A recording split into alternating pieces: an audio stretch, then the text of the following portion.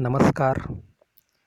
स्पर्धा परीक्षा ट्रिक्स या चॅनलमध्ये तुम्हा सर्वांचं स्वागत. मी प्राध्यापक सचिन पाटील. आज आपण जग, भारत व महाराष्ट्र भूगोल स्पर्धा परीक्षेसाठी अतिशय उपयुक्त असा हा भाग, याचा भाग दुसरा आपण आज पाहत आहोत. तर आपण भाग 1 मध्ये अनेक वेगवेगळ्या प्रकारच्या गोष्टींची माहिती घेतली. आता भाग 2 मध्ये आपण एक गोष्टी शिकत जाऊया. तर आता आपण पाहणार आहोत सागरी लाटांच्या खनन कार्यामुळे निर्माण होणारी भूरूपे. तर समुद्राला अतिशय वेगाने अशा लाटा येत असतात आणि या लाटामुळं अनेक वेगवेगळ्या प्रकारची भूरूपं आपल्या या जमिनीला तयार झालेली असतात किंवा तयार होतात. ती कोणकोणती भूरूपं आहेत तेच आपल्याला इथं पाहायचं आहे. तर त्यामध्ये 1 नंबरला आहे समुद्राची कडा. आता पहा, हा समुद्र आहे, त्या समुद्रामुळं एक प्रकारे इथं कडेला एक कडा तयार होते, ती जमिनीची कडा असते. त्यानंतर 2 नंबर आहे तरंग घर्षित चबुतरा. तुम्ही पाहिला असेल एखादा चबुतरा किंवा एखादा मिनार पाहिला असेल. त्याच पद्धतीनं एखादा पाण्याच्या घर्षणामुळं एक छानसा असा चबुतरा तयार होत असतो. त्यानंतर पुढं आहे आखात. समुद्राचं पाणी जमिनीच्या भागामध्ये शिरतं आणि जमिनीच्या भागामध्ये शिरून या अशा पद्धतीनं, समजा ही जमीन आहे, इकडे जमीन आहे, तर पाणी काय करतं, जमिनीच्या मध्ये शिरतं आणि हे आखात तयार करतं. 4 नंबर आहे सागरी गुहा. समुद्राचं पाणी समजा जमिनीच्या मध्ये शिरलं आणि जमिनीच्या मध्ये शिरल्यानंतर त्या जमिनीला ते असं एखादं छिद्र पाडतं आणि छिद्र पाडून तिथं एखादी अशी गुहा तयार करतं. अशा पद्धतीनं समुद्राचं पाणी जमिनीमध्ये शिरून गुहा तयार होते. कोव हे सुद्धा एक प्रकारचं भूरूप आहे.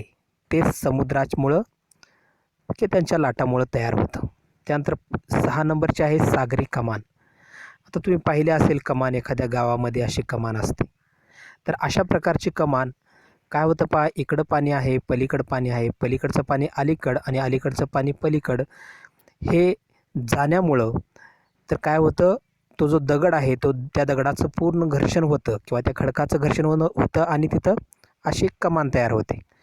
अशा पद्धतीनं सागरी कमान ही सुद्धा एक प्रकारे लाटामुळे तयार होणारे हे भूरूप आहे. त्यानंतर पुढं आहे सागरी स्तंभ. आता हे जे सागरी स्तंभ आहेत, तुम्ही पाहिला असेल एखाद्या चित्रपटामध्ये, कहो ना प्यार है, या अशा चित्रपटामध्ये पाहिला असाल. अशा प्रकारचे स्तंभ तर समुद्रामध्ये असे स्तंभ तयार होत असतात. आता हे स्तंभ कसे तयार होतात, तर पहा, पाणी येतं, पाणी येऊन पूर्ण ह्या खडकाची अशी झीज करतं आणि झीज करून अशा पद्धतीचे उंच सुळके तयार होतात. त्यांना आपण म्हणतो सागरी स्तंभ. त्यानंतर पुढला भाग आहे आघात छिद्र. आता हा एकदम सोपा भाग आहे. समजा समुद्राच्या पाण्याचा आघात जमिनीवर झाला, तिथं काय होतं, असं छिद्र पडू लागतात. मग असे छिद्र पडल्यामुळं तिथं आघात छिद्र तयार होतं. अशा पद्धतीनं सागरी लाटांच्या खनन कार्यामुळं ही भूरूपं तयार होतात. तुम्हाला परीक्षेमध्ये असा प्रश्न विचारला जाऊ शकतो की कोणतं भूरूप सागरी लाटामुळं निर्माण होत नाही. मग इथं 2-3 उदाहरण दिले जाऊ शकतात आणि एखादं उदाहरण बाहेरचं दिलं जाऊ शकतं. तर हे लक्षात ठेवा. त्यानंतर आपण पुढला भाग पाहणार आहोत हिमनदी. आता हिम म्हणजेच बर्फ आणि या बर्फाची असलेली ही जी नदी आहे, त्या बर्फाच्या नदीमुळं अनेक प्रकारची भूरूपं तयार होतात. आता ती भूरूपं कोणकोणती आहेत, तर पहा, नदीनं वाहून आणलेला गाळ नदीच्या तळाशी येऊन साचतो आणि हा तळाशी जो गाळ साचतो त्यामुळं या तळाच्या भागामध्ये अनेक प्रकारची भूरूपं तयार होतात. त्यामध्ये आहे 1 नंबरला आहे पार्श्ववर्ती हिमोड. आता बघा, हा जो या हिमनद्यांनी वाहून आणलेला जो गाळ आहे त्याला आपण हिमोड असं सुद्धा म्हणू शकतो. आता हा गाळ सुरुवातीच्या भागामध्ये जिथं असं साचतो ना, इथं असं दगड, गोठे, गाळ असं, या सुरुवातीच्या भागाला म्हणायचं पार्श्ववर्ती हिमोड. त्याच्या पुढे जो असा इथं मध्यभागामध्ये जो हिमोड साचलेला असतो त्याला म्हणायचं मध्य हिमोड आणि सगळ्यात शेवटी जो हिमोड असतो त्याला म्हणायचं अंत्य हिमोड. अशा पद्धतीनं पार्श्ववर्ती हिमोड, मध्य हिमोड आणि अंत्य हिमोड असे हिमोडाचे 3 प्रकार आहेत. हे हिमोड हिमनद्यामुळं तयार होतात. आता पुढं आहे पहा 2 नंबर, हिमानी गाळाची मैदानं किंवा धोंडामातीची मैदान. जो गाळ आहे तो गाळ इथं साचून गाळाची मैदान म्हणजेच हिमाच्या गाळाची मैदानं म्हणजे हिमानी गाळाची मैदानं तयार होत असतात. आता पुढला आहे हिमोडगिरी. आता हिमोडगिरी म्हणजेच काय असतं तर बा गिरी म्हणजे डोंगर आणि हिमोड म्हणजेच जो बर्फाने आणलेला गाळ म्हणजेच बर्फाने आणलेल्या गाळाचा डोंगर त्याला म्हणायचं हिमोडगिरी. आता तुम्हाला माहीत आहे बर्फाने आणलेला जो गाळा असतो तो गाळा असा एकावर एक साठत असा काय होतो एक छानशी अशी हिमोडगिरी तयार होते. त्यानंतर कंकतगिरी. आता ही जी कंकतगिरी आहे ही सुद्धा त्याच पद्धतीनं असते, परंतु एक मोठा ढिगारा नसतो, तर ती कशी असते काकणासारखी अशी असलेली ही कंकतगिरी असते. म्हणजेच ही कंकतगिरी आणि हिमोडगिरी हे दोन्ही सारखेच आहेत, फक्त हिमोड म्हणजे ढिगारा असतो, कंकत म्हणजेच आपलं जसं हातातलं बांगडी असते ना त्या पद्धतीने ही कंकतगिरी असते. त्यानंतर 5 नंबर आहे हिमोडजल मैदान. आता हे जे हिमोडजल मैदान आहे हे हिमोडजल मैदान म्हणजेच एकदम शेवटचा भाग आहे. तर तो शेवटचा भाग कसा पहा तर हिमनदीने जो गाळ वाहून आणलेला आहे तो वाहून आणलेला गाळ शेवटी अशा पद्धतीनं पसरत जातो आणि इथं त्याचं मैदान तयार करतो, त्याला म्हणायचं हिमोडजल मैदान. अशा पद्धतीनं आपण हिमनदीच्या निक्षेपण कार्यामुळे होणारी भूरप पाहिलं. आता इथं निक्षेपण या शब्दाचा अर्थ तुम्हाला मी सांगतो. निक्षेपण म्हणजेच खडकाची झीज होणे. खडकाची झीज हिमनदीमुळं होते आणि हिमनदीनं ही जी झीज केलेली आहे त्यामुळं तो वाहून आणलेला खडक त्याच्या खालच्या भागामध्ये जाऊन साचतो, त्यामुळं ही सगळी तयार होतात, ही सगळी भूरोपं तयार होतात. नाव लक्षात ठेवा, हिमोड, हिमानी गाळाची मैदानं, हिमोडगिरी, कंकतगिरी आणि हिमजलोढ मैदान अशा पद्धतीची ही भूरोपं तयार होतात. आले हे तुमच्या लक्षात. जर तुम्हाला आवडत असेल तर या चॅनलला तुम्ही लाईक, शेअर आणि सबस्क्राईब करायला विसरू नका. आता आपण पाहणार आहोत नदीच्या अपक्षपण कार्यामुळे निर्माण होणारी भूरूप. आता बघा, एखादी नदी आहे, ही नदी कुठल्या तरी एखाद्या उंच डोंगरावर उगम पावते, तिथून ती वाहत खाली येते. खाली येत असताना ती अनेक प्रकारची भूरूपं या जमिनीवर तयार करत असते. आलं लक्षात. त्यामध्ये सर्वात पहिलं भूरूप आहे व्ही आकाराची दरी. आता इथं लक्षात ठेवा, ह्या ज्या दऱ्या आहेत या दऱ्या 2 आकाराच्या असतात, एक व्ही आकाराची दरी आणि दुसरी यू आकाराची दरी. तर ही जी व्ही आकाराची दरी आणि यू आकाराची दरी यामध्ये फरक काय तुम्हाला मी सांगतो. नदीचं जे पाणी असतं ना त्या नदीचं पाणी वेगानं वाहतं आणि वेगानं वाहिल्यामुळं ती वेगानं ही जी जमीन आहे या जमिनीला छिद्र पाडत किंवा जे खडकाची छिद्र पाडत ती नदी पुढं वेगाने जाते. यामुळे ती अशी कधी दरी पडते आणि त्यामुळंच व्ही आकाराची दरी तयार होते. आता यू आकाराची दरी ही कोण तयार करतं तर ही ज्या हिमनद्या असतात म्हणजे बर्फाच्या नद्या असतात त्या बघा एकदम स्लो अशा चालत असतात. असं समजा असा इकडे एक डोंगर आहे आणि इकडे एक डोंगर आहे किंवा एकमेकांना असं डोंगराचं जोडून आहे, तर हिमनद्या काय होतात एकमेकांना एकदम स्लोमध्ये हिमनद्या चालतात आणि ही स्लोमध्ये चालल्यामुळं त्याचा आकार त्या दरीचा आकार व्ही सारखा होत नाही, तर त्या दरीचा आकार यू सारखा होतो. तुम्ही एक कल्पना गृहीत धरा, बर्फ खाली घसरत जात आहे डोंगरावरून, त्यामुळं हिमनदीनं जी दरी तयार करते ती हिमनदीनं तयार केलेली दरी ही यू आकाराची असते आणि एखाद्या पाण्यानं किंवा नदीनं तयार केलेली दरी ही व्ही आकाराची असते. लक्षात ठेवा, हा प्रश्न परीक्षेमध्ये MPSCला विचारलेला होता. त्यानंतर पुढला आहे घळी किंवा खचदरी. आता पहा, एखादा उंच डोंगर आहे आणि त्या डोंगराच्या मध्ये एखादी अशी ही खचदरी असते. ही खचदरी का तयार होते कारण या डोंगरावरचं पाणी वाहत वाहत वेगानं खाली येतं आणि खाली येत असताना त्या खडकाची झीज करतं आणि तिथं अशा पद्धतीची एखादी खचदरी किंवा घळी तयार होत असते. म्हणजेच घळी किंवा खचदरी हे सुद्धा पाण्यामुळं तयार होते. पुढं आहे निदरी.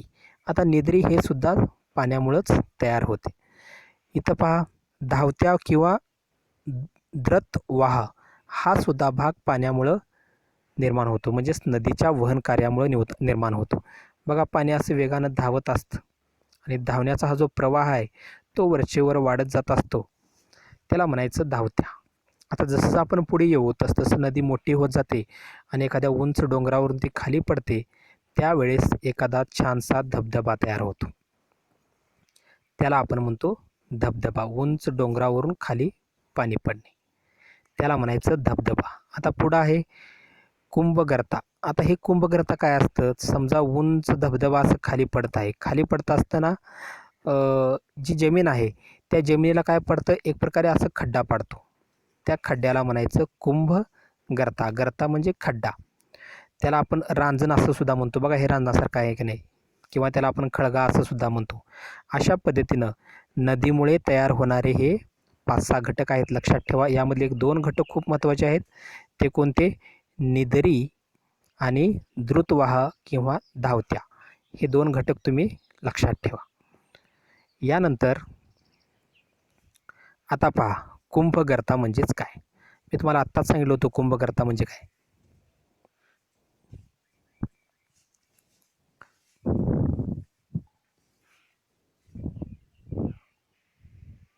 एखाद्या नदीचं पात्र आहे. तर आपण कुंभगर्ता याबद्दल थोडी माहिती घेऊया. बघा एखाद्या नदीचं पात्र आहे. त्या नदीच्या पात्रामध्ये काही ठिकाणी काय असतात, हे अशा प्रकारचे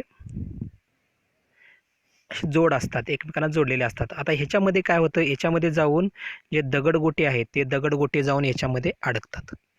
आता यामध्ये दगडगोटे जाऊन अडकल्यानंतर पाण्याचा जो प्रवाह आहे, समजा पाणी इकडून असं वेगानं वाहत आहे, त्यामुळे ते काय होतात, दगडगोटे असे गोल फिरतात आणि दगडगोटे गोल फिरल्यामुळं या ठिकाणी एक प्रकारचा खळगा तयार होतो.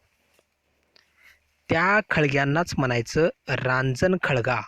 त्या खळग्यांना काय म्हणायचं? रांजण खळगा. अहमदनगर जिल्ह्यामध्ये निघोज आणि कुकडी नदी या 2 नद्यांमध्ये अशा प्रकारचे कुंभगर्त किंवा रांजण खळगे आढळतात. लक्षात ठेवा. अहमदनगर जिल्ह्यामध्ये कुकडी नदी आणि निघोज, कुकडी नदीमध्ये निघोज या ठिकाणी अशा प्रकारचे कुंभगर्त किंवा रांजण खळगे आढळतात. त्याच पद्धतीनं पुणे जिल्ह्यामध्ये भेगडवाडी येथे गोदावरी नदीवर अशा प्रकारचा रांजण खळगा आढळतो. आलं लक्षात? रांजण खळगा. रांजण खळग्यालाच कुंभगर्त असं सुद्धा म्हणू शकतो. आता इथं पहा हिमनदीच्या अपक्षरण कार्यामुळे निर्माण होणारी भूरूपे.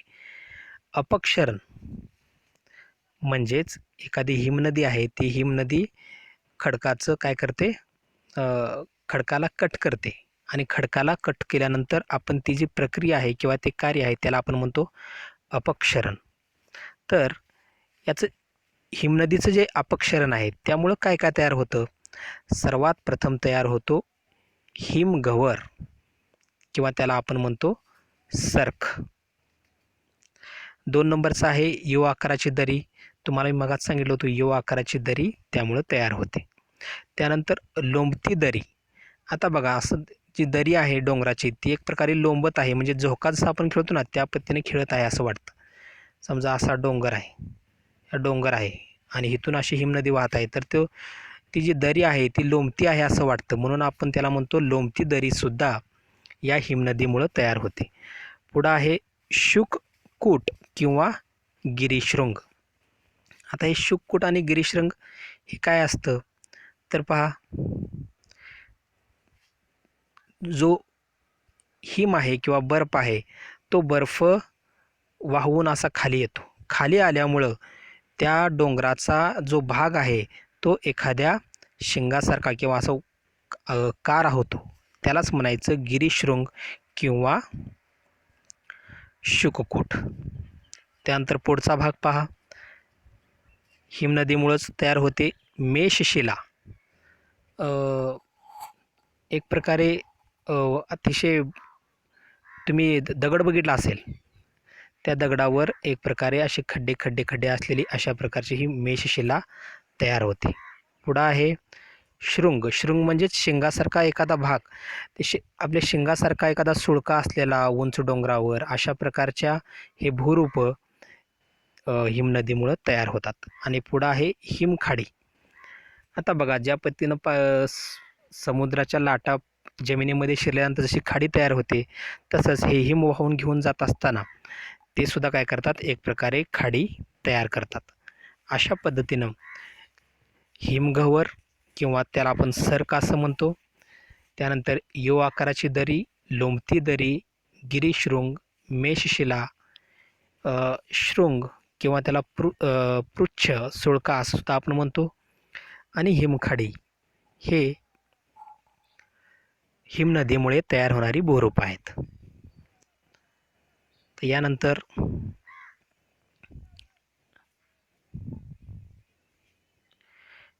आता आपण पाहूया पदार्थ आणि पदार्थावर आधारित ऊर्जा साधने, किंवा त्यावर आपण वेगवेगळ्या प्रक्रिया करतो आणि प्रक्रिया करून आपण वेगवेगळी ऊर्जेची साधनं आपण तयार करू शकतो. आता इथं पहा,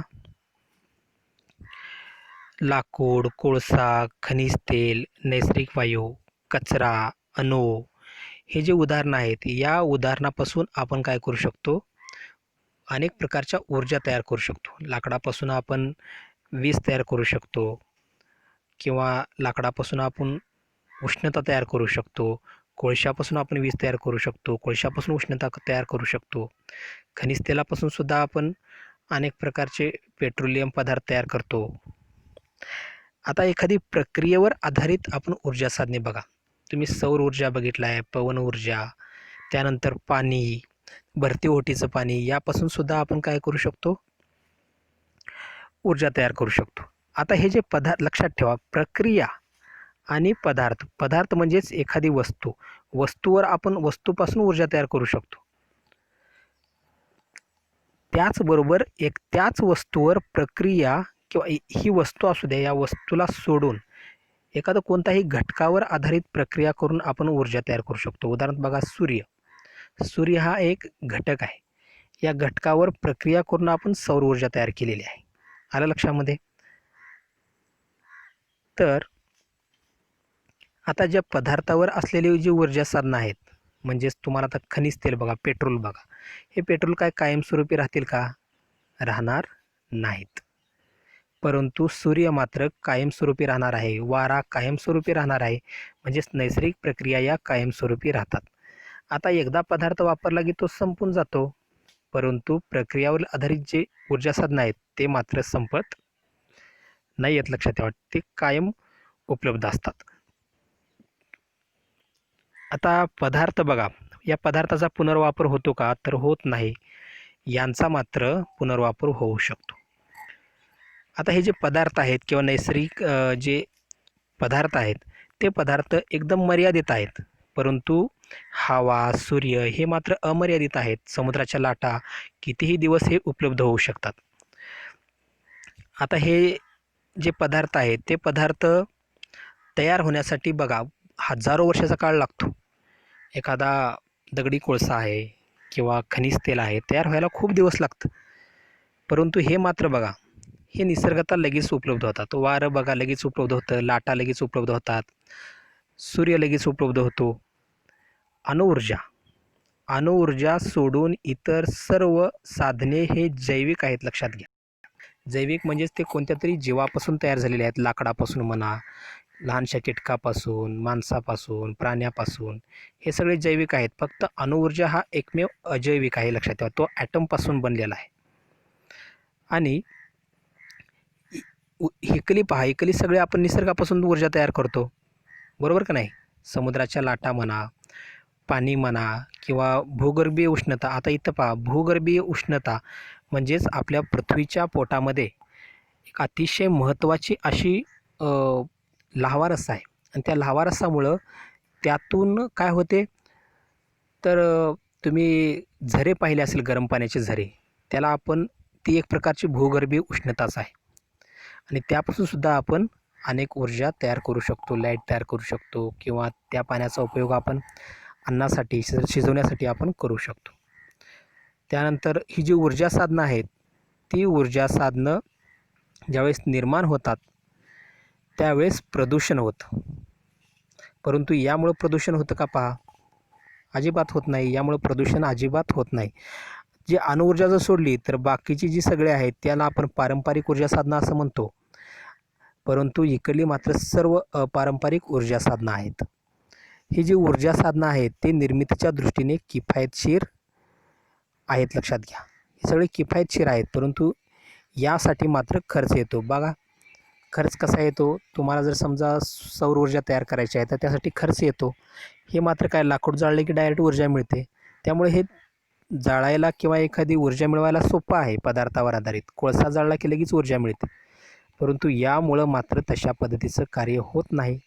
यासाठी आपल्याला दुसऱ्या साहित्याची गरज लागते. म्हणजे ही थोडंसं खर्चिक आहे. हे खर्चिक आहे परंतु हे शाश्वत आहे. हे कमी खर्चिक आहे परंतु हे नष्ट होणार आहे.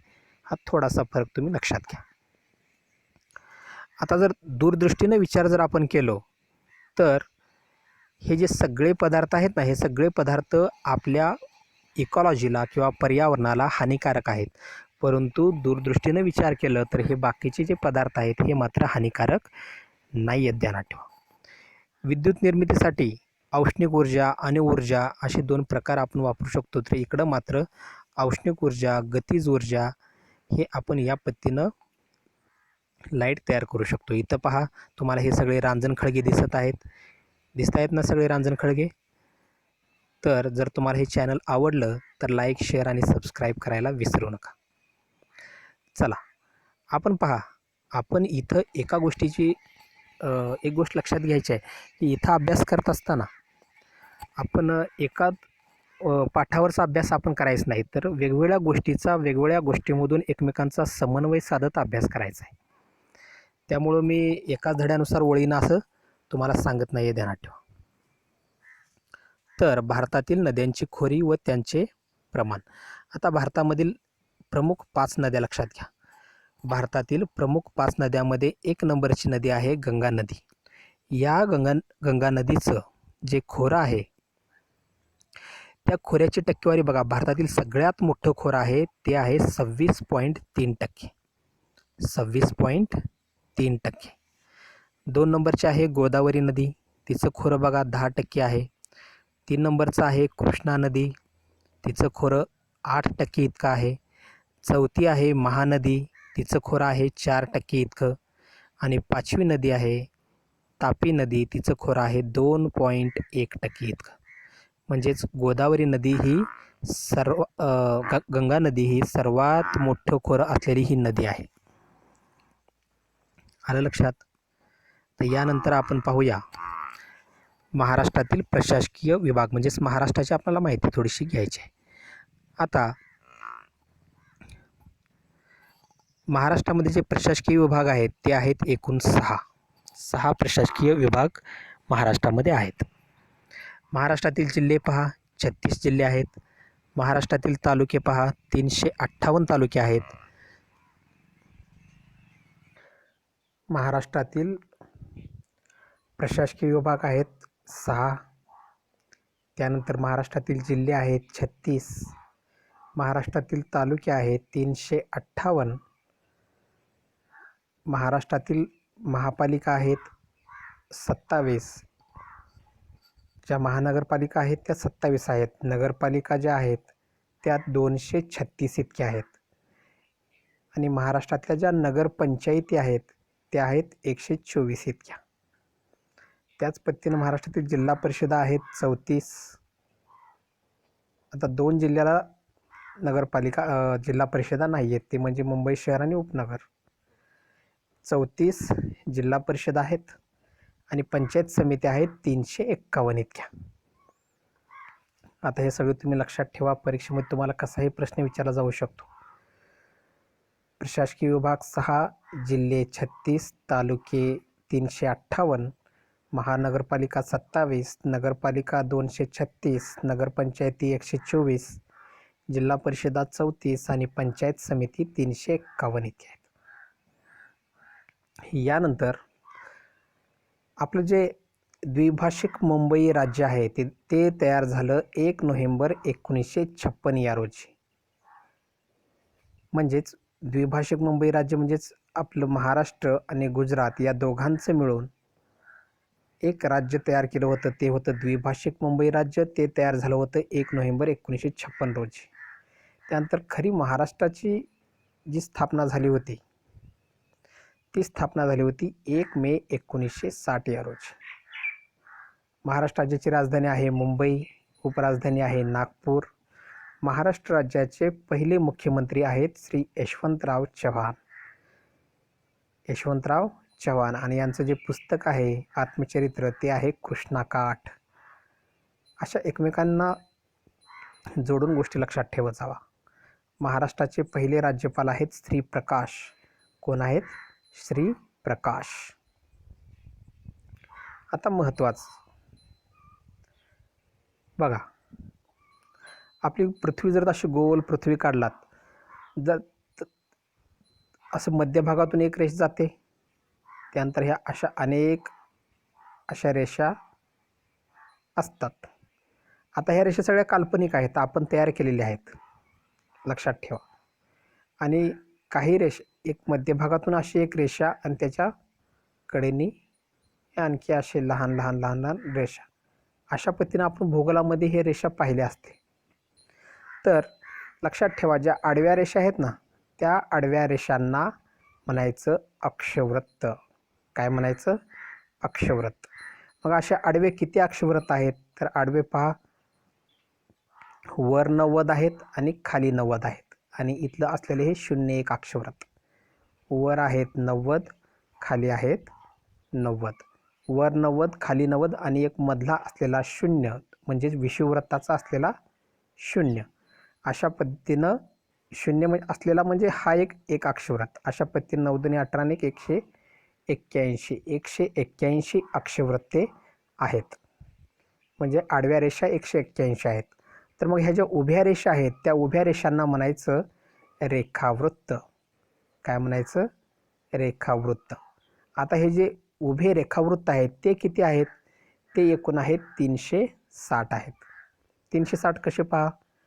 तर 180 पृथ्वीच्या अर्ध्या भागामध्ये आणि पृथ्वीच्या दुसऱ्या अर्ध्या भागामध्ये 180, अशा पद्धतीनं 360 आहेत. आलं का लक्षात? पहा, आणखी एकदा सांगतो मी. अशी गोल पृथ्वी आहे, तुम्ही सरळ असे जर आडवे भाग पाडलात तर असे आडवे भाग किती होतात? 181. 181 कसं पहा? जो मधला विषुववृत्त आहे तो एक अक्ष आपण गृहीत धरू आणि वर आहेत 90, खाली आहेत 90. आता 90 कसं पहा? ह्या 0 अक्षवृत्तापासून 1, 1, 2, 3, 4, 5, 6 असं करत करत या ठिकाणी होतो 90. आलं का लक्षामध्ये? हा शेवटचा फक्त थोडासा एक पॉईंट आहे, तो अक्षवृत्त न धरता तो पॉईंट तुम्ही धरला तरी चालेल. म्हणजे अशा पद्धतीनं वर 90, खाली 90 आणि हा 0 अक्षवृत्त 1, अशा पद्धतीनं 181 अक्षवृत्ती आहेत. तर रेखावृत्ती किती आहेत? 360. तर 360 कसं पहा? गोल काढलात, गोल काढल्यानंतर हा पृथ्वीचा तुम्ही फक्त अर्धा गोल आहे असं गृहीत धरा आणि पृथ्वीचा अर्धा गोल इकडं आहे असं गृहीत धरा. तुम्ही जसा एखादा पेरूमधून कापताय, पेरूमधून कापून जर विचार करा तर इथं हा 0 आहे, इकडल्या बाजूला अशा पद्धतीनं टोटल मिळून या बाजूला होतात, पृथ्वीच्या एका बाजूला होतात 180 आणि दुसऱ्या बाजूला होतात 180. अशा पद्धतीने 180 आणि 180 360 रेखावृत्ते तयार होतात. आता जे 0 अंशाचं जे अक्षवृत्त आहे तुम्हाला मी आत्ताच सांगितलं आहे, त्याला म्हणायचं विषुववृत्त. काय म्हणायचं त्याला? विषुववृत्त. हे जे विषुववृत्त आहे या विषुववृत्तावर वर्षभर पाऊस पडतो. इथं वर्षभर पाऊस पडतो, भरपूर ऊन असतं. त्यामुळं इथं खूप जंगलं आहेत, लक्षात ठेवा. तर तुम्ही पाहिला असेल ती ॲनाकोंडा चित्रपट, तो ॲमेझॉनचं जंगल. तर या ठिकाणी हे सगळं विषुववृत्तावर आहे आणि हे विषुववृत्तावर असल्यामुळे इथं वर्षभर पाऊस पडतो आणि इथं दिवसाच पाऊस पडतो. अशा पद्धतीचं हे शून्य अंशाचं अक्षवृत्त, त्याला म्हणायचं विषुववृत्त. आता पुढं बघा, आपली पृथ्वी आहे. पृथ्वी काय करते? पृथ्वी स्वतःभोवती फिरते. आता पृथ्वीचं जे स्वतःभोवतीचं जे फिरणं आहे त्याला म्हणायचं पृथ्वीचं परिवलन. बघा, पृथ्वी स्वतःभोवती अशी गोल अशी फिरत असते, त्याला म्हणायचं पृथ्वीचं परिवलन. आता समजा इथं सूर्य आहे, हा सूर्य आहे. तर पृथ्वी काय करते? स्वतःभोवती फिरत फिरत या सूर्याच्या भोवतीही फिरते. पृथ्वी स्वतःभोवती फिरत फिरत सूर्याभोवती फिरते. पृथ्वी कधी इथे येते. अशा पद्धतीनं पृथ्वी सूर्याभोवतीही फिरते.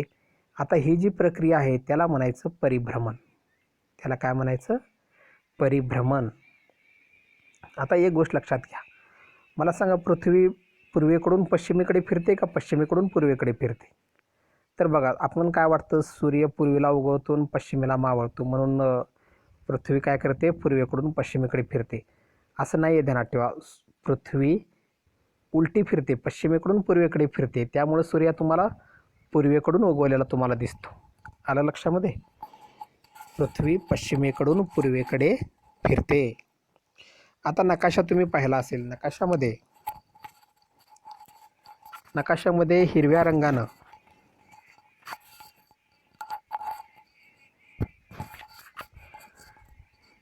रंगानं काय दाखवलेलं असतं? एखाद्या वनाचं क्षेत्र दाखवलेलं असतं. वन तुम्ही पाहिलं असेल तर त्या वनाचं क्षेत्र हिरव्या रंगानं नकाशामध्ये दाखवलेलं असतं. नकाशा तुम्ही पाहिला असेल तर नकाशा हिरव्या रंगानं वनाचं क्षेत्र दाखवतात. आता आपण पाहूया नॉर्वेस्टर म्हणजे काय असतं. जगामध्ये अनेक प्रकारच्या वेगवेगळी वादळे येत असतात. त्या वादळांना वेगवेगळी नावं आहेत, लक्षात घ्या. आपण 1 नंबरला पाहूया नॉर्वेस्टर म्हणजे काय. आता भारतामध्ये पहा, जास्तीत जास्त तुम्ही पश्चिम बंगालमध्ये काय होतं, जे नैऋत्य मोसमी वारे आहेत ना, ते नैऋत्य मोसमी वारे म्हणजेच आपले जे उन्हाळ्याचे वारे, ते वारे सुरू होण्यापूर्वी बघा, हा जर तुम्ही असा भारताचा नकाशा काढलात तर या पश्चिम बंगालमध्ये काय होतं, आपले जे नैऋत्य मान्सून वारे आहेत, हे नैऋत्य मान्सून वारे सुरू होण्याच्या पूर्वी काय होतं, जरा पावसाळा सुरू होण्याच्या सुरुवातीच्या काळामध्ये इकडून या वायव्य भागाकडून काय होतात, असे वारे वाहू लागतात. म्हणजे पाकिस्तान साईडकडून किंवा राजस्थानचे जे वाळवंट आहे त्या वाळवंटाकडून वेगानं वारं वाहत कुठे येतं, तर इथं या पश्चिम बंगालच्या इथे येतं.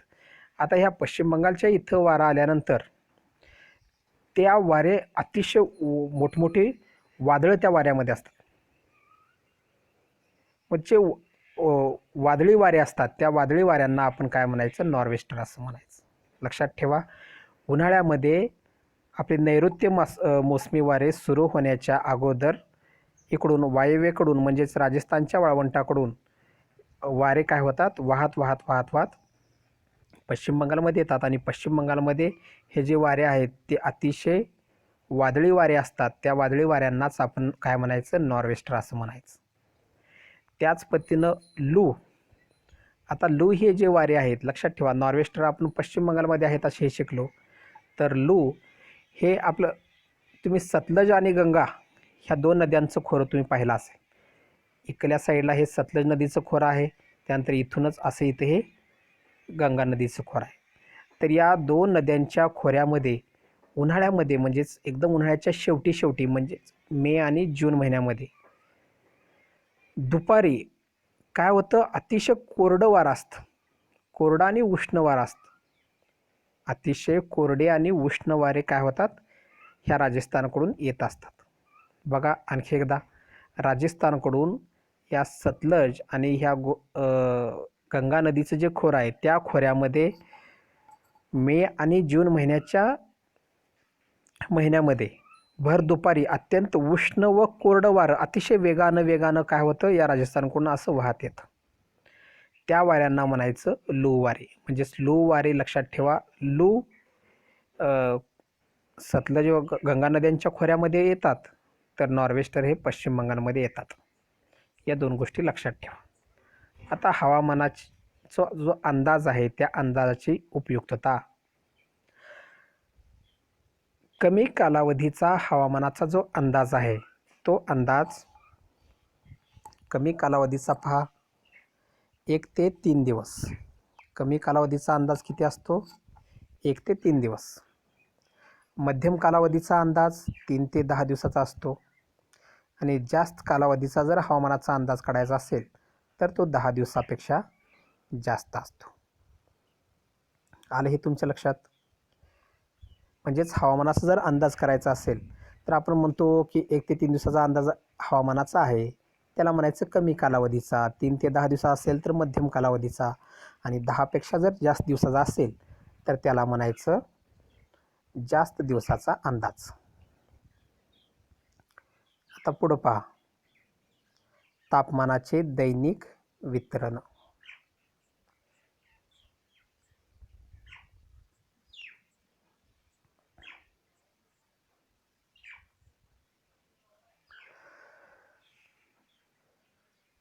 आता कधीही लक्षात ठेवा, जे आपल्या दिवसाचं जे एक आहे दैनिक तापमान चक्र.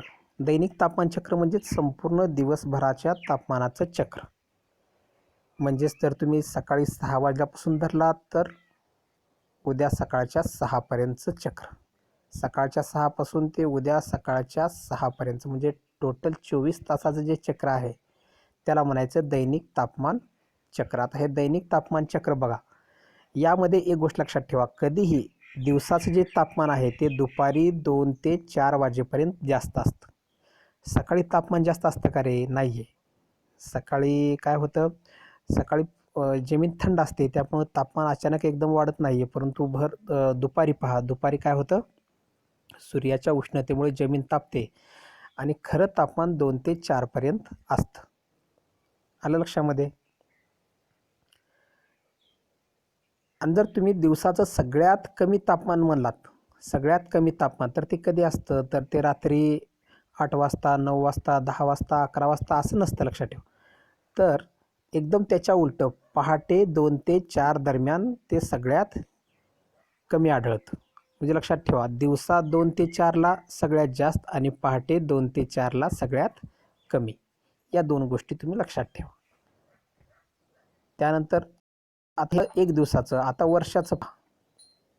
वर्षाचं जर तुम्हाला पाहिलात तर हिवाळ्याच्या मध्यापासून उन्हाळ्याच्या मध्यापर्यंत जे सूर्याची जी तापमानाची क्षमता आहे ती वाढत जात असते. बघा, हिवाळ्याच्या मध्यापासून ते उन्हाळ्याच्या मध्यापर्यंत काय होत जाते, सूर्याची जी तापमानाची क्षमता आहे ती वाढत जाते. तर उन्हाळ्यापासून ते हिवाळ्याच्या मध्यापर्यंत ती क्षमता दररोजचं घटत जात असते, ध्यानात ठेवा. म्हणजेच पावसाळ्यामध्ये सुद्धा ही क्षमता जास्तच असते, परंतु नंतर मात्र ही क्षमता घटत जाऊन हिवाळ्याचा जो मध्य हिवाळा आहे त्यावेळेस मात्र सौरशक्तीची जी क्षमता आहे ती एकदम घटत कमी होत येत असते. म्हणजे तुम्ही जर मध्य हिवाळ्यामध्ये आलात तर सूर्याच्या या उष्णतेची क्षमता आहे ती अतिशय कमी झालेली असते. का? कारण सूर्य त्यावेळेस दक्षिण गोलार्धामध्ये गेलेला असतो. बरोबर की नाही? आता बघा, उत्तर गोलार्धामध्ये वार्षिक कमाल तापमान, म्हणजेच आपण उत्तर गोलार्धामध्ये आहे, तर उत्तर गोलार्धामध्ये आपलं जे वर्षभरातलं कमाल तापमान म्हणजे जास्तीत जास्त तापमान कोण्या महिन्यामध्ये असतं, तर जुलै महिन्यामध्ये असतं.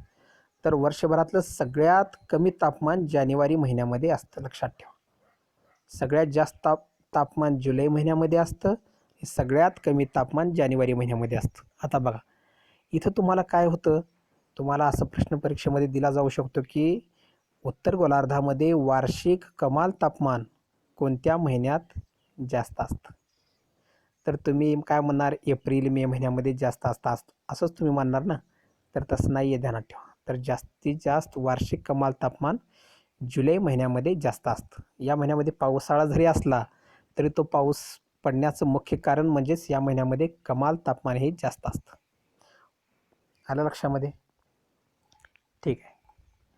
त्यानंतर आपलं जो दिवसाचं तापमान आहे त्या दिवसाच्या तापमानाच्या कक्षेची जी कक्षा आहे, तापमानाची कक्षा, त्या कक्षेची काही वैशिष्ट्य आहेत. ते वैशिष्ट्य आपण पाहूया.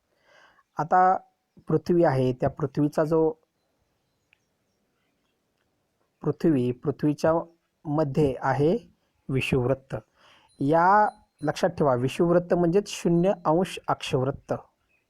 या विषुववृत्तापासून जसजसं तुम्ही ध्रुवाकडे जाल, बघा ध्रुव म्हणजेच वरच्या बाजूला किंवा खालच्या बाजूला इकडं, जसं तुम्ही खाली जाल किंवा वर जाल, म्हणजे 1, 2, 3 असं जसं तुम्ही 90कडे जाचाल तसं तापमान काय होत जाणार सांगा, पाहू जरा विचार करा. तापमान कमी होत जाणार. ध्यानात ठेवा, तापमान कमी होत जाणार.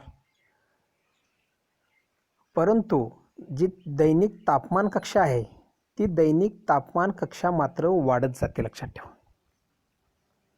विषुववृत्ताकडून म्हणजेच मध्यभागातून तुम्ही जसं ध्रुवाकडे जाचाल तशी दिवसाची तापमानाची कक्षा आहे ती तापमानाची कक्षा वाढत जाते आणि विषुववृत्ताकडे जसं येचाल तसतसं तापमानाची कक्षा ही कमी होत जाते. आता समुद्र सपाटी पहा, समुद्र सपाटीपासून जसजसं तुम्ही उंच जाचाल तसतशी तापमानाची कक्षा ही वाढत जाते. तापमान कमी होतं लक्षात घ्या. समुद्र सपाटीपासून तुम्ही जसजसं उंच जाचाल तसं तापमान कमी होतं, परंतु तापमान कक्षा ही वाढत जाते. सागरी किनारा तुम्ही पाहिला असेल, सागरी किनाऱ्यापेक्षा जे आपलं पठाराचा भाग आहे किंवा जमिनीचा भाग आहे तिथं तापमान कक्षा काय असते, जास्त असते. तिथं तापमान कक्षा ही जास्त असते. वाळवंटी प्रदेश आहे, वाळवंटी प्रदेशामध्ये दैनिक तापमानाची कक्षा ही जास्त असते. तर एखादा तुम्ही बर्फाचा प्रदेश आहे, त्या बर्फाच्या प्रदेशामध्ये दैनिक तापमान कक्षा ही फारच कमी असते, एकदम कमी असते.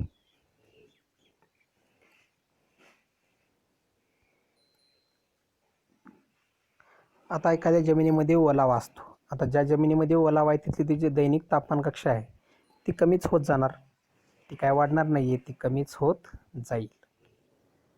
आता वार्षिक जी तापमान कक्षा आहे त्या वार्षिक तापमान कक्षेची आपण काही वैशिष्ट्ये पाहूया.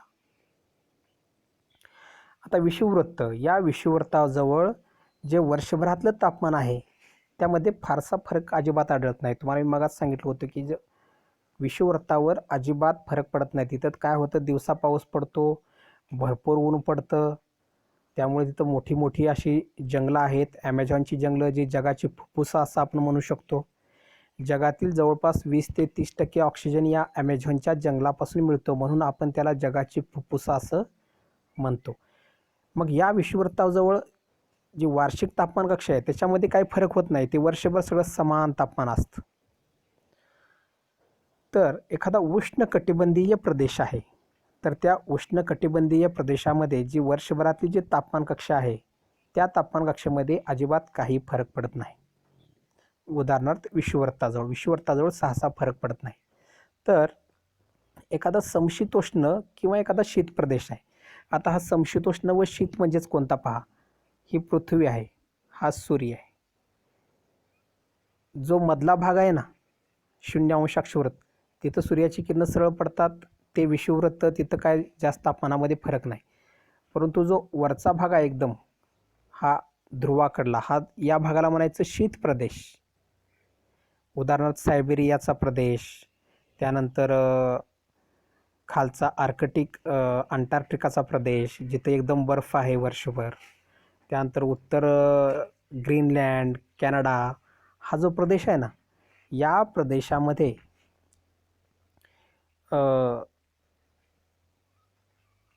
जी वार्षिक तापमान कक्षा आहे त्यामध्ये मात्र फरक जास्त असतो. त्यामध्ये काय होतो, त्यांच्या तापमान कक्षेमध्ये, वार्षिक तापमान कक्षामध्ये फरक जास्त असतो.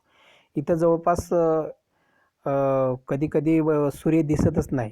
कधी-कधी एकदम ऊन पडतं आणि अचानक पुन्हा एक 5-6 महिने, एक 2-3 महिने ऊन पडतं आणि पुन्हा एकदम बर्फ पडतो. या अशा पद्धतीनं तापमान कक्षेमध्ये एकदम तिथं फरक काय आहे, जास्त आहे. आता एखादा समुद्रकिनारा आहे, त्या समुद्र किनाऱ्यापेक्षा जे खंडांतर्गत प्रदेश आहे, म्हणजेच जमिनीचा भाग आहे, तिथं तापमान कक्षा ही वार्षिक तापमान कक्षा लक्षात घ्या. दैनिक तापमान कक्षा नव्हे, वार्षिक तापमान कक्षा ही जास्त असते. आता समुद्रकिनाऱ्यावर पहा, समुद्रकिनाऱ्यावर वर्षभर जे तापमान आहे ते समप्रमाणात असतं. परंतु जमिनीच्या भागामध्ये मात्र कधी थंड असतं, कधी एकदम उष्ण असतं. जमिनीवर पहा, जमिनीवर पावसाळ्यामध्ये थोडंसं उष्ण असतं, हिवाळ्यामध्ये थंडगार असतं, उन्हाळ्यामध्ये परत उष्ण होतं. अशा प्रकारे खंडांतर्गत प्रदेशामध्ये तापमान कक्षा ही जास्त असते. परंतु समुद्र सपाटीला यामध्ये अजिबात थोडाही बदल होत नाही. असं का होत असावं? कारण समुद्राच्या पाण्यामुळं तिथलं तापमान हे दमट, हे कायम समप्रमाणात असतं. दक्षिण गोलार्ध. आता दक्षिण गोलार्धामध्ये आणि उत्तर गोलार्धामध्ये थोडासा तुम्हाला फरक सांगतो. दक्षिण गोलार्धामध्ये काय आहे? पाण्याचा भाग जास्त आहे. आणि उत्तर गोलार्धामध्ये हे जर पृथ्वी पाहिलात, पृथ्वीच्या मधून अक्षवृत्त आहे आणि पृथ्वीच्या मधून विषुववृत्त तुम्ही गृहीत धरा. तर वरच्या भागामध्ये जमीन जास्त आहे. कारण पहा, इकडं आशिया खंड, इकडे युरोप खंड, थोडासा मध्ये अटलांटिक महासागर सोडला तर इकडं अमेरिका खंड. पण खालच्या बाजूला जर पाहिलात तर फक्त दक्षिण अमेरिका आणि आफ्रिका हे दोनच मोठे खंड आहेत. इकडला तर भाग बऱ्यापैकी सॉफ्ट आहे, म्हणजे इथं जमीन कमी आहे. म्हणजे दक्षिण गोलार्धामध्ये जमिनीचं प्रमाण हे कमी आहे आणि उत्तर गोलार्धामध्ये जमिनीचं प्रमाण जास्त आहे. मग मला सांगा, तर जे वार्षिक तापमान कक्षा आहे, ती वार्षिक तापमान कक्षा जास्त कुठं असेल? तर जिथं जमीन आहे, जिथं जमीन तिथं वार्षिक तापमान कक्षा ही जास्त. लक्षात ठेवा. म्हणजे उत्तर गोलार्धामध्ये वार्षिक तापमान कक्षा ही जास्त आहे आणि दक्षिण गोलार्धामध्ये पाणी असल्यामुळं, पाण्यामुळं काय लय फरक पडत नाही. त्यामुळं वार्षिक तापमान कक्षा ही कमी कुठं असते? दक्षिण गोलार्धामध्ये असते. म्हणजेच तुम्हाला आता वार्षिक तापमान कक्षेची वैशिष्ट्ये लक्षात आली असतील. तर आता आपण पाहूया ज्वालामुखी व त्याचे प्रकार. पृथ्वीच्या पोटामध्ये लाव्हारस आहे. या लाव्हारसामध्ये हा लाव्हारस पृथ्वीच्या पोटातून बाहेर येण्याचा प्रयत्न करत असतो. मग हा जो लाव्हारस बाहेर येण्याचा प्रयत्न करतो, तो बाहेर येत असताना ही जर पृथ्वी धरलात तर या पृथ्वीतून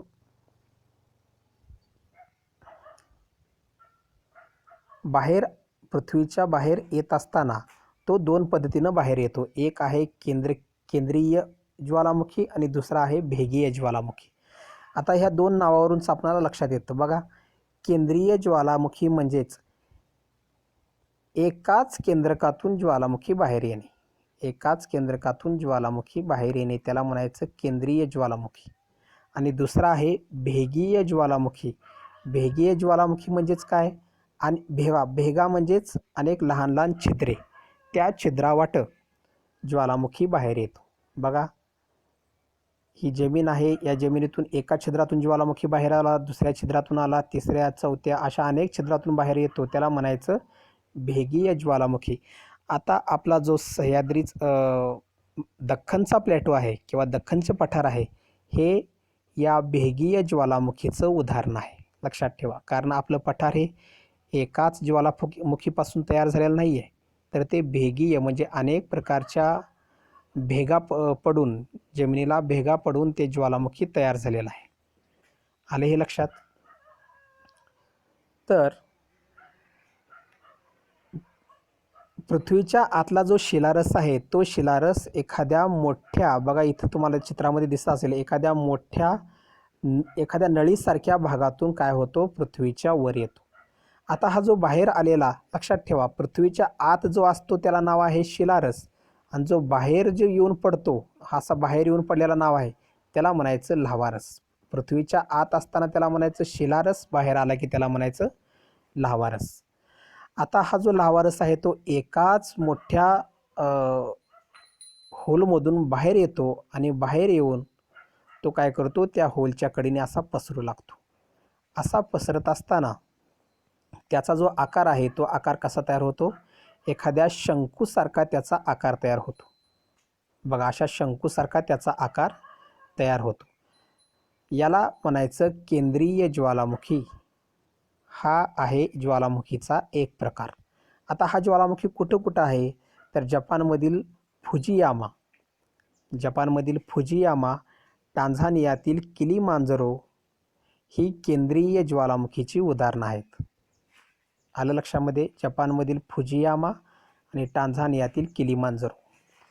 त्यानंतर दुसरं पहा, भेगीय ज्वालामुखी. तुम्हाला मी मगाच उदाहरण सांगितलं की ज्वालामुखीचा उद्रेक होत असताना जो जमिनीतला असलेला जो शिलारस आहे, तो शिलारस एका नळीऐवजी किंवा एकाच होलऐवजी बाहेर न येता तो अनेक होलमधून काय होतो, अनेक तडामधून म्हणजेच अनेक होलमधून बाहेर येतो. त्याला म्हणायचं भेगीय ज्वालामुखी.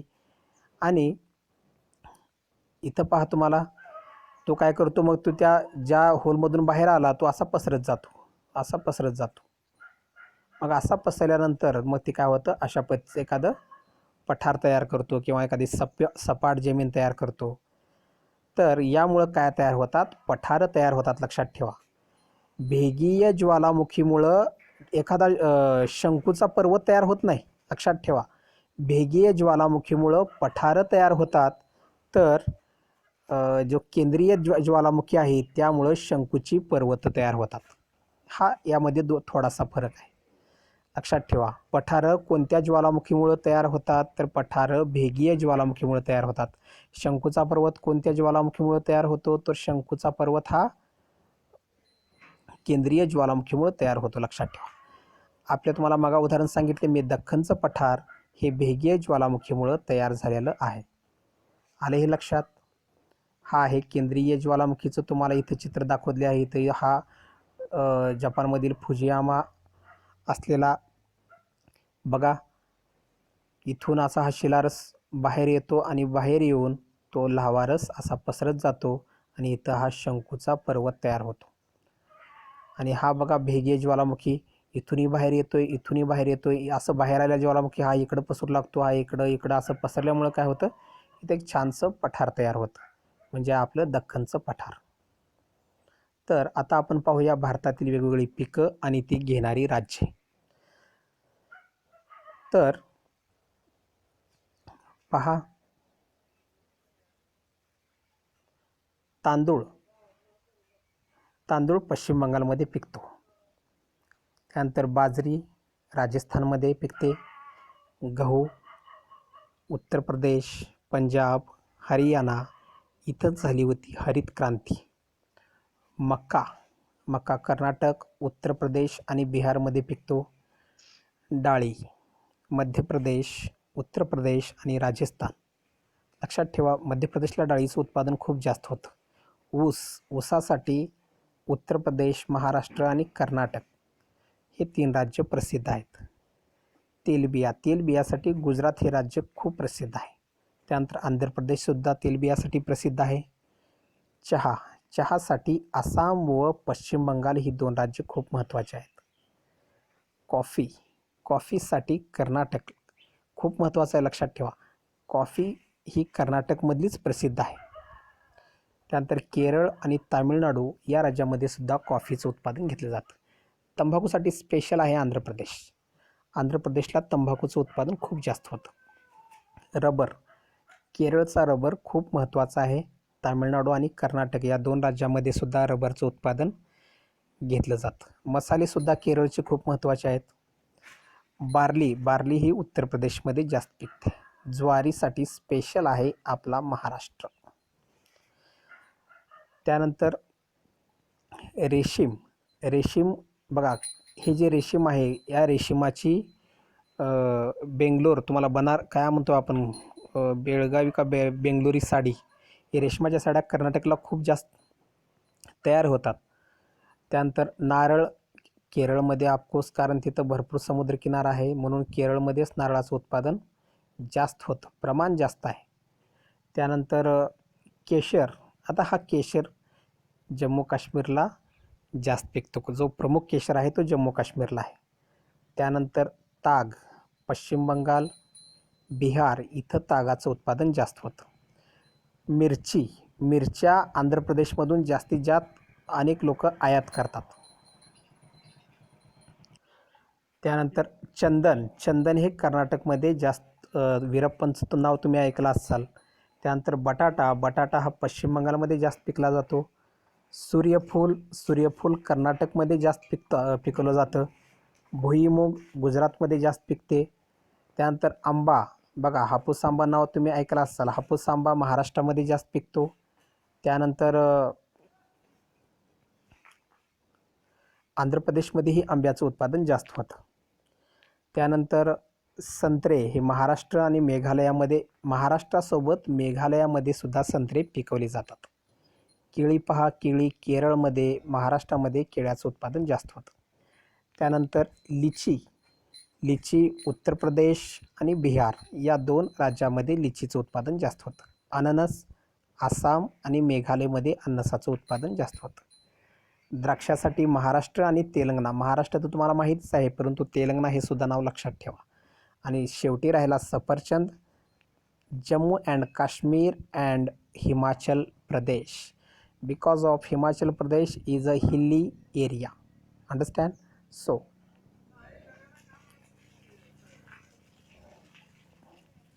आता पहा,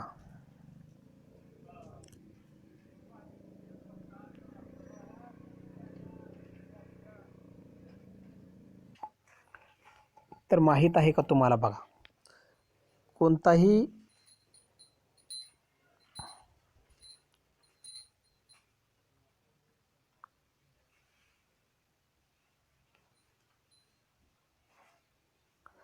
कोणताही 2 रेखावृत्त घ्या. रेखावृत्त म्हणजे जे उभे असलेले हे रेखावृत्त. या रेखावृत्ताच्या दरम्यानचं जे अंतर आहे ते अंतर काय होतं, जसं अक्षवृत्ताप्रमाणे ते सुद्धा बदलत जातं. आता पहा, विषुववृत्ताजवळ हे जे अंतर आहे ते अंतर काय होतं, सर्वाधिक असतं. तर ध्रुवावर हे अंतर काय होतं, 0 होतं. कसं पहा, तुम्हाला मी समजावून सांगतो. तर विषुववृत्तावर हे अंतर किती आहे पहा. विषुववृत्तावर हे अंतर 111 किलोमीटर आहे. तर कर्कवृत्तावर हे अंतर 102 किलोमीटर आहे.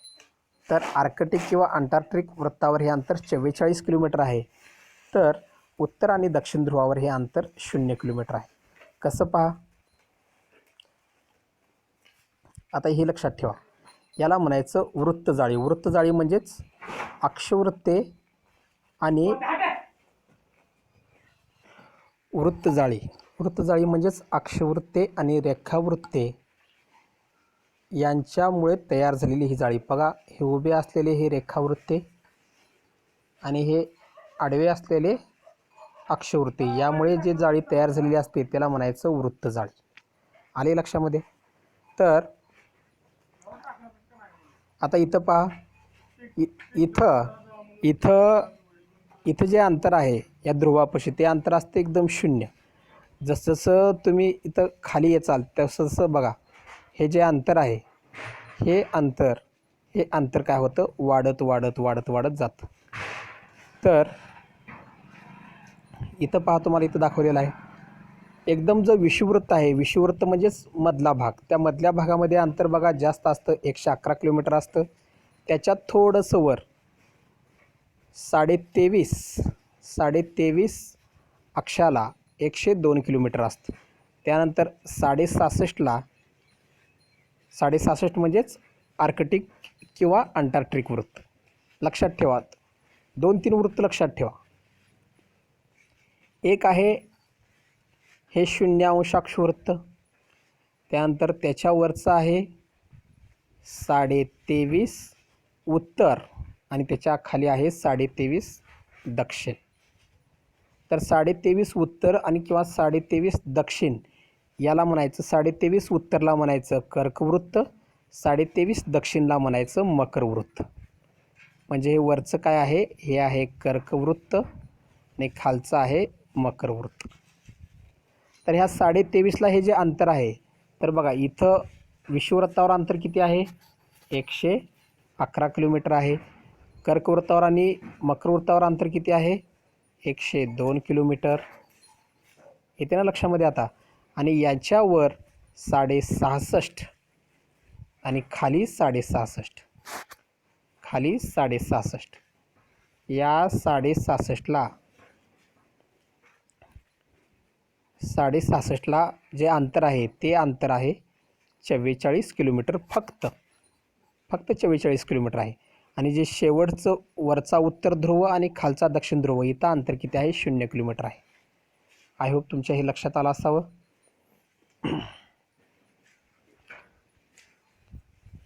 त्यानंतर आता आपण पाहूया.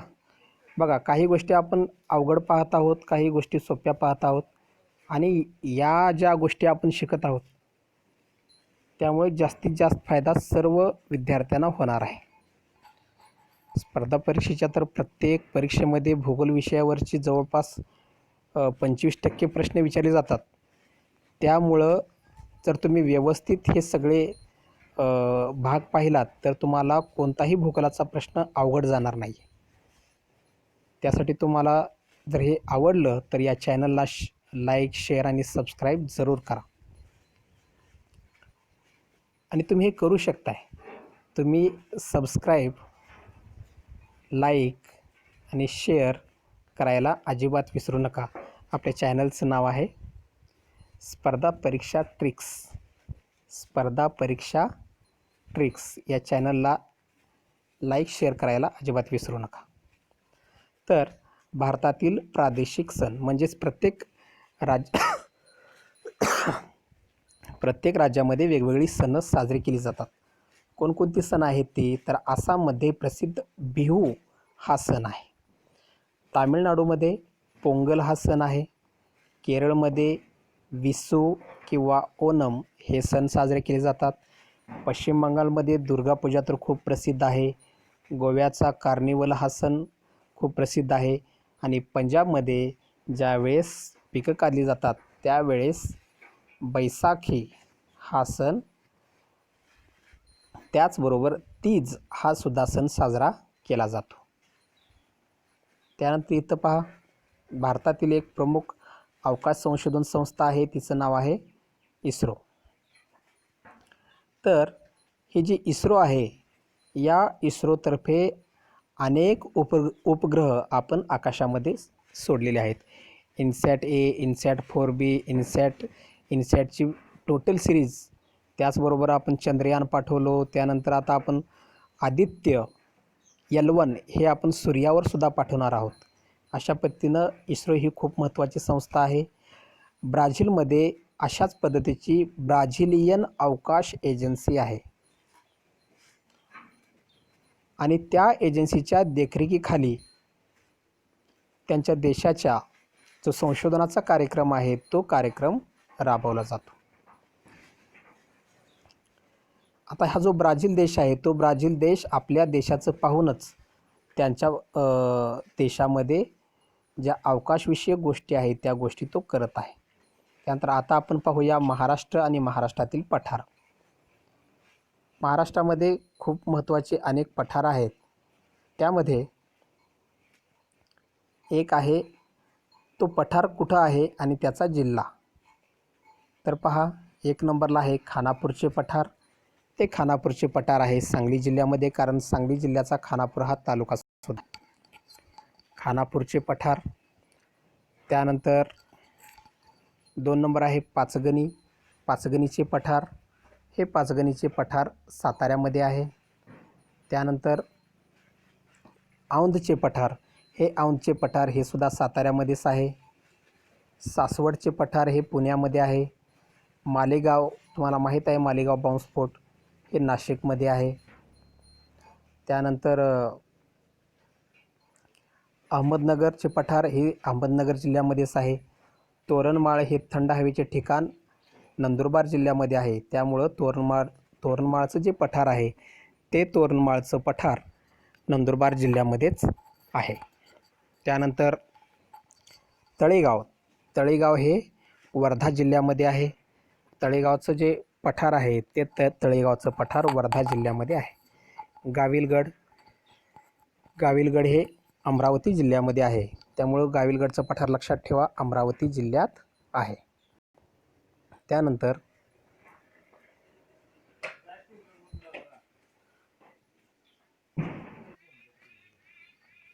पुढं गाविलगडचं पठार हे अमरावती जिल्ह्यात आहे. बुलढाण्याचे पठार बुलढाणा जिल्ह्यात आहे.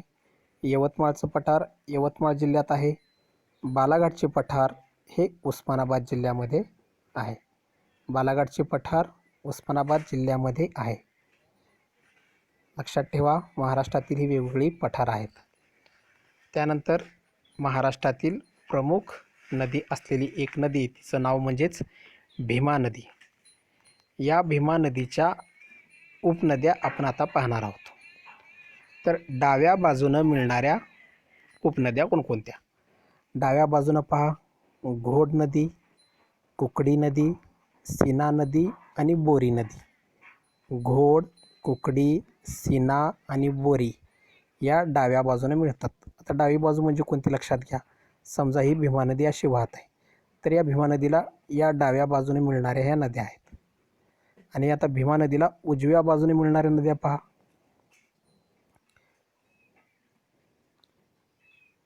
भामा, इंद्रायणी, मुळा, मुठा, नीरा, मान, बोर. भामा, इंद्रायणी, मुळा, मुठा, नीरा, मान आणि बोर या भीमा नदीला उजव्या बाजूने मिळणाऱ्या उपनद्या आहेत.